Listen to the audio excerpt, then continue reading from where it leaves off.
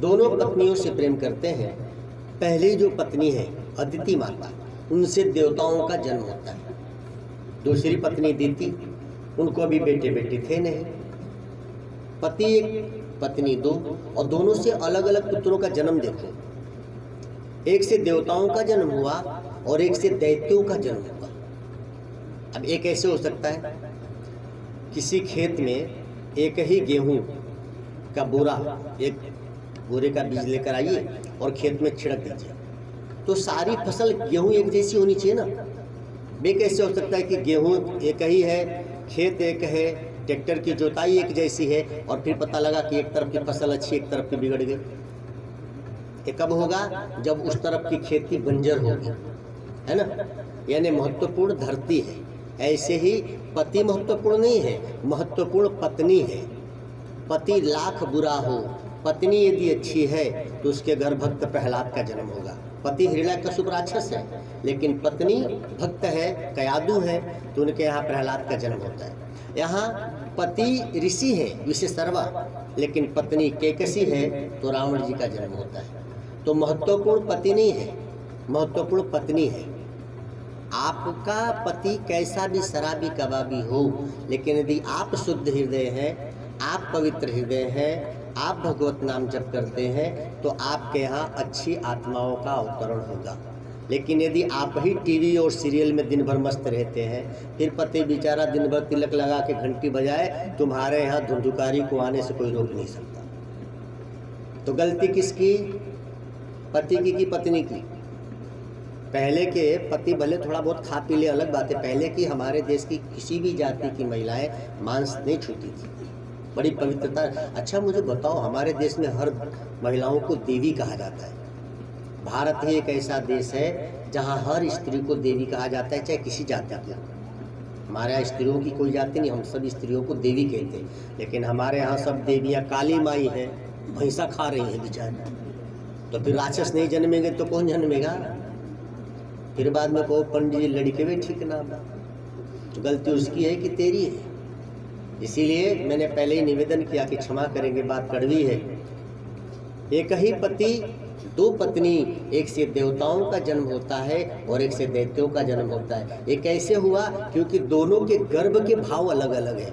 अदिति माता भक्त है तो देवताओं का जन्म हुआ, और अदिति माता के उससे द्वेष करती हैं दिति जी, तो उनके यहाँ दैत्यों का जन्म हुआ। जो महिला दिन भर एक दूसरे की चुगली करती हो, एक दूसरे की निंदा सुनती हो, गलत उसका खान पान हो, जैसे तैसे उठे सोए खूब, न नहाए न पूजा करे, तो फिर ऐसों के गर्भ से भले कितना वो वीवीआईपी घर की हो, लेकिन ऐसों के घर फिर वैसे बच्चे आएंगे। लेकिन बाहर से देखने में भले गरीबी हो, संयम से वो बहन रहती हो, तो उसके यहाँ ध्रुव और प्रहलाद का जन्म होगा। इसीलिए भागवत की कथाओं को खूब ध्यान से सुना। कश्यप ऋषि की दो पत्नी दिति और अदिति, तो अदिति माता से देवताओं का जन्म, दिति माता से दैत्यों का जन्म। अब दोनों आपस में लड़ते हैं, लड़ेंगे, एक ही बाप के हैं। इसीलिए देखें देवता और दैत्यों में हमेशा युद्ध होते रहता है, क्योंकि एक ही बाप के दोनों बेटे हैं। अब किस कुल में हम जन्मे ये महत्वपूर्ण नहीं है, हमारा जीवन कैसा है। दैत्य कुल में जन्मे हैं हिरण्याकश्यप और हिरणाक्ष, तो हिरण्याकश्यप के पुत्र हुए प्रहलाद, प्रहलाद के पुत्र हुए विरोचन, और विरोचन के पुत्र हुए राजा बलि।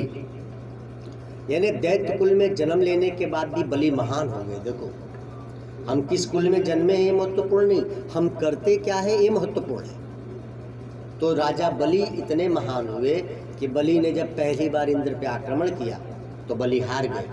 तो बलि गुरु शुक्राचार्य जी की शरण गए, और शुक्राचार्य जी ने बलि से विश्वजित नाम का यज्ञ करवाया। उसमें सर्वजित नाम का रथ निकला। उस रथ पर बैठकर जब बलि युद्ध करने गए तो इंद्र को परास्त कर दिया और स्वर्ग का राज्य भी जीत लिया। अब सारे देवता कंदरा में भगे। अब बलि धरती के भी राजा है, मृत्युलोक के भी और स्वर्ग लोक के भी। माता अदिति को बड़ा दुख होता था कि मेरे बच्चों का राज्य ले लिया है।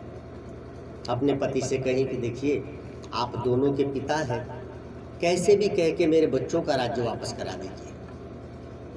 पति ने कहा कि देवी मैं तो मैं हूँ, साक्षात भगवान विष्णु की भी ताकत नहीं है कि बलि से युद्ध करके तुम्हारे बच्चों का राज्य वापस करा दे। बलि इतना बलवान है, बलिदानी है, धर्मात्मा है।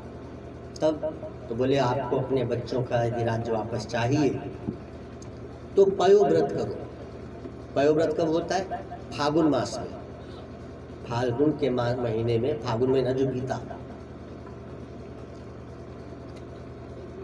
फागुन के महीने में पति और पत्नी एक महीने तक सिर्फ दूध पी कर रहे, गाय का दूध। जब भूख लगे तो गाय का दूध पिए और ओम नमो भगवते वासुदेवाय का जप करें। एक महीने का व्रत है, उसको कहते हैं पयोव्रत। ऐसा करने से उस दंपत्ति के घर पे उच्च कोटि की आत्माओं का अवतरण होता है पुत्र रूप में, ऐसा शास्त्र कहते हैं। तो यह बात कश्यप जी ने अपनी पत्नी अदिति जी से बताया कि एक ही उपाय है, पयोव्रत किया जाए ताकि भगवान हमारे घर आए और भगवान तुम्हारे बच्चों का राज्य वापस कराए।